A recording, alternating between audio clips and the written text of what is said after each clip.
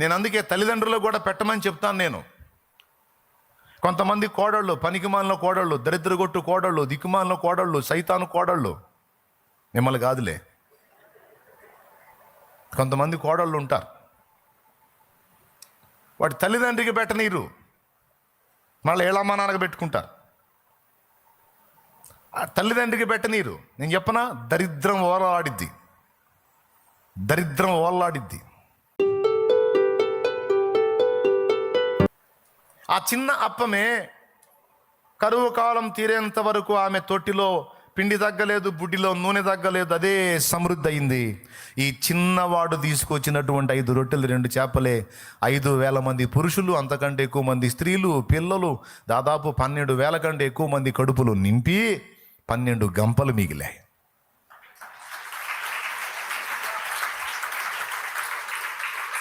ఇప్పుడు ఈ 12 గంపలు ఎవరి? అసలు మూలం ఎవరిది?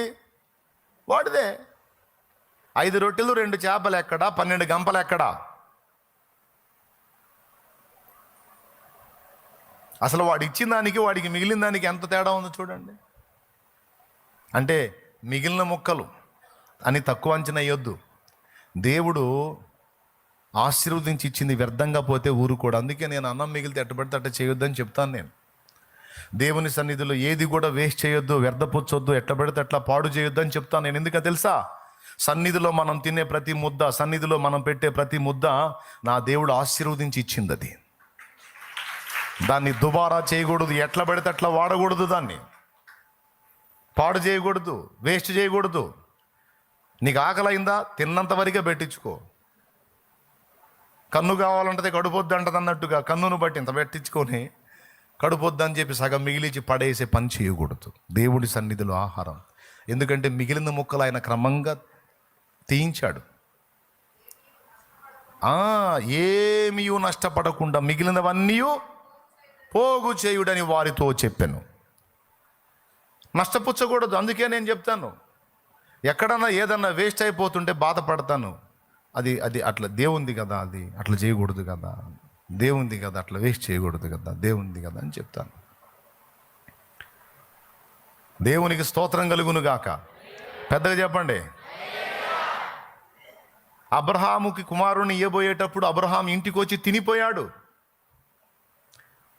అవునా?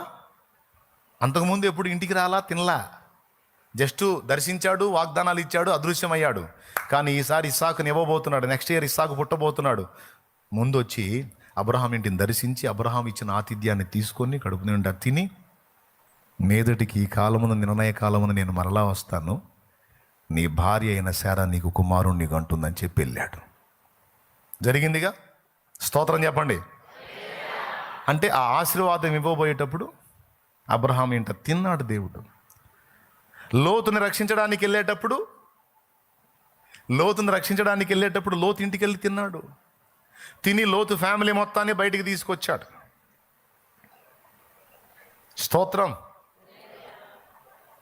లోతు భార్య వెనక్కి తిరిగి చూచి ఉప్పు స్తంభమైంది.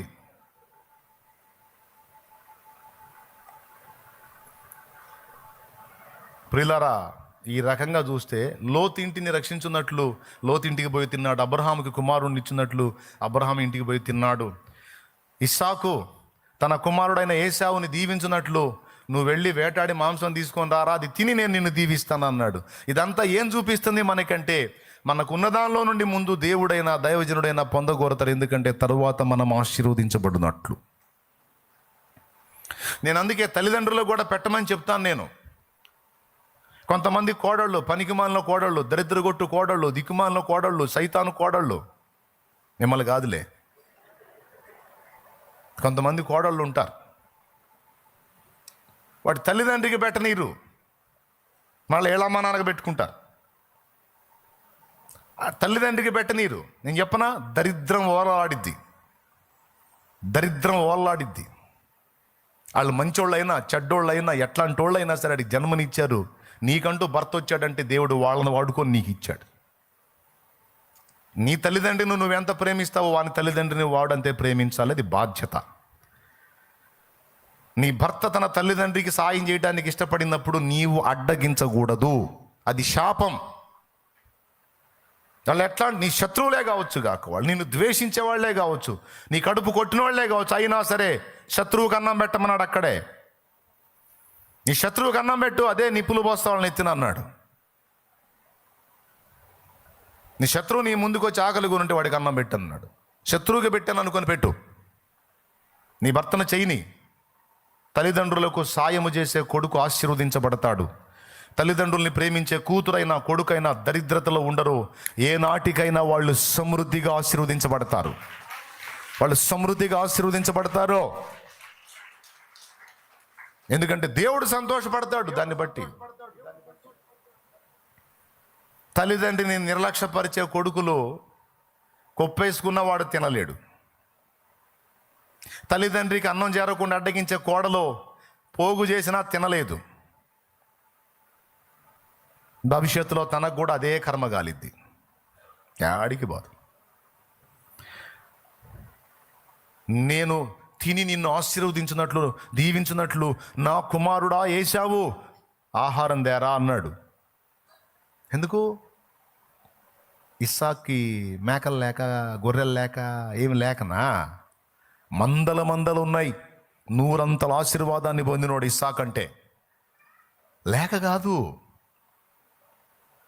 కాదు. ఇస్సాకుకు బోల్డ్ అంత ఆస్తిపరుడు అండి ఇస్సాకు. అబ్రాహాం సొమ్మంతా ఇస్సాకే వచ్చింది. సమృద్ధి గలవాడు. అయినా సరే నువ్వు పోయి కష్టపడి తీసుకురారా, నీ కష్టార్జితం నేను తిన్నాను. మందల్లోది ఒకదాన్ని తీసుకొచ్చి తినిపించరా నాకు అనొచ్చు, అది నాదైద్ది. నా కోరిక ఏంటంటే నీ కష్టం తినాలిరా, తృప్తిగా దీవించాల నిన్ను. ఎంతమందికి అర్థమైంది నాయన? మరి నీ కష్టం నీ తల్లిదండ్రి తినొద్దు, తినాలా లేదా? పెద్దగా చెప్పండి, సౌండ్ రావట్లేదు. మీరు ఏదో ఎండగడుతున్నట్టు ఉన్నారా వాళ్ళని? అసలు ఎండగట్టడానికైనా ఉన్నారో పోయారో వాళ్ళు? పంపించారు వాళ్ళని. నీ కష్టం తినాలి నీ తల్లిదండ్రులు. లైవ్లో ఉన్నవాళ్ళు, జూమ్లో కనపడుతున్న వాళ్ళు కూడా చూడండి, వినండి. నీ కష్టం నీ తల్లిదండ్రులు తినాలి బిడ్డ. ఎందుకంటే వాళ్ళ కష్టం తిని నువ్వు బతికావు, పెరిగావు, పెద్దయ్యావు, సిగ్గు కప్పుకున్నావు, గుడ్డ కట్టుకొని. వాళ్ళ కష్టం అది. వాళ్ళ కష్టం తిని నువ్వు అప్పనంగా పెరిగి పెద్దయ్యి అన్ని అనుభవించి ఈరోజు నీ కష్టం వాళ్ళకి పెట్టే స్థితి వచ్చేటప్పటికి వాళ్ళని నోరు కొడుతున్నావు, నువ్వు వాళ్ళ కడుపు మాడుస్తున్నావు. శాపం కదూ, దరిద్రత కదూ. పెట్టాలి వాళ్ళకే తృప్తిగా తినాలి. నా బిడ్డ కష్టం ఇది, నా దేవుడా నా బిడ్డ కష్టపడి, బిడ్డ రాత్రింబగళ్ళు శ్రమపడి నా కడుపు నింపుతుంది, నా కడుపు నింపుతున్నాడు నా బిడ్డను ఆశీర్వదించయ్యా అని వాళ్ళు చేతులెత్తితే ఆకాశపు వాక్యంలు విప్పబడతాయి. నీకో ఆశీర్వాదం వచ్చింది, నీకో దేవుడు సంతోషపడతాడు నిన్ను. కొంతమంది అది చేయరు. దేవుడా నీకేదైనా చేస్తాడు, నాకు ఎందుకు కావాలరా, నువ్వు ముందు వాళ్ళకి పెట్టరే అంటాడు. ముందు వాళ్ళకి పెట్టరు ఆయన, వాళ్ళకి పెట్టు. కళ్ళ ముందు కనపడే తల్లిదండ్రులు వీడు ప్రేమించడు కానీ కనపడని దాన్ని ప్రేమిస్తున్నాడు అంటే వీడి ప్రేమ వీడి దగ్గలయ్యా, ముందు వాళ్ళని ప్రేమించరు అంటాడు. ఏమన్నా బాధ పెడుతున్నానా? బాధ పెడితే బాధపడండి, నేనేం ఫీల్ అవును, కానీ మార్పు చెందండి. దేవునికి స్తోత్రం. కథ చెప్పాలి.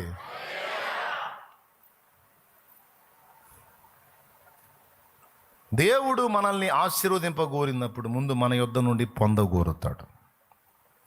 దేవుడు మన దగ్గర నుంచి పొందగోరేటప్పుడు ముందు ఏం చేస్తాడు? మనకి ఇస్తాడు, మనకిచ్చి పరీక్షిస్తాడు. ఏదన్నా ఇంటికి వెళ్ళినప్పుడు మనం జేబు నిండా చాక్లెట్లు తీసుకొని పోయామనుకోండి, సంచి నిండా. ఇద్దరు పిల్లలు ఉన్నారు అనుకో, రే పెద్దోడు అయిటారా చిన్నోడు, చెరో 2 చాక్లెట్లు ఇస్తాం, చెరో 2.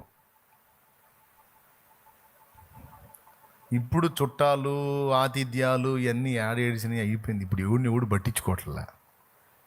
నా చిన్నప్పుడు మా ఇంటికి చుట్టాలు వస్తే మేము తొట్టి దగ్గర నిలబడి ఇత్తడి చెంబుతో నీళ్లు పట్టుకొని నిలబడాలి. మా బంధువులు ఎవరు వచ్చినా మాకు ఫస్ట్ మేము చేయాల్సిన పని అది. మా తల్లిదండ్రి చదువు లేదు మా అమ్మ మా నాన్నకి, వాళ్ళు మాకు నేర్పింది. చెంబు తీసి పెదనాన్న వచ్చాడు అంటాడు, పోయి చెంబు తీసుకొని నీళ్లు తొట్టి దగ్గరికి వెళ్ళి నీళ్లు పట్టుకొని నిలబడతాం. ఆయన కాళ్ళు కడుక్కున్న దాకా 2 చెంబులు అయితే 2 చెంబులు, 3 చెంబులు అయితే 3 చెంబులు, మొత్తం కాళ్ళు కడుక్కున్న దాకా నీళ్ళు ఇచ్చి అయిపోయినాక రావాలి పక్కకి. ఇప్పుడంతా బిజీ, అందరూ సెల్ ఫోన్లో ఉన్నారు. ఎవడు చుట్టం, ఎవడు వచ్చాడు, ఎవడు మంచి, ఎవడు బంధువు, ఎవడు రక్త సంబంధి, ఎవడు ఏంది, ఎవడు పట్టించుకోవాలి. పిల్లలు అరే ఇదిగో బాబాయ్ అమ్మ అంటే బాబా ఎవడు ఇంతవరకు ఎప్పుడు చూడలేదు ఈయన నేను అన్నట్టు ఎగాదిగా చూసి అని వెళ్తున్నాడు. అట్ట అయిపోయిందిరా జగదీష్, సమాజం చండాలం అయిపోయిందిరా, అస్సలు పట్టించుకోవట్లా. అరే ఇదిగో మామయ్యరా మెమ్మ తరపు చుట్టవరా, నా తరపు చుట్టవరా అని ఎవడో ఈడు ఏందో ఈ సోది మాకెందుకు అని పోతున్నా. పిల్లలు అట్టయ్యారు. సరే తీసి పక్కన పెడదాం. వాళ్ళు మీ పిల్లల్ని అట్ట దరిద్రంగా పెంచవాకండి. చెప్పండి ఇదిగో ఇదిరా. సరే పాయింట్కి వస్తాం.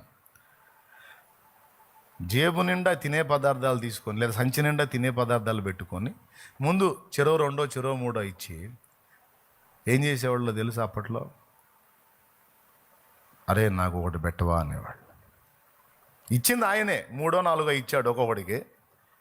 ఇంకా చాలా ఉన్నాయి, అవి ఉన్నాయి అన్న సంగతి వీళ్ళకి తెలియదు. ఆ రెండో మూడో ఇస్తాడు, అరే నాకు బెటరా అంటాడు. ఒకడు పెడతాడు, ఒకడు పెట్టాడు. వాడి ఫీలింగ్ ఏంది, వీడు ఇచ్చిందే 3-4 ఇచ్చాడు, మళ్ళీ ఇందులో అడుక్కుంటున్నాడు సిగ్గు లేకుండా.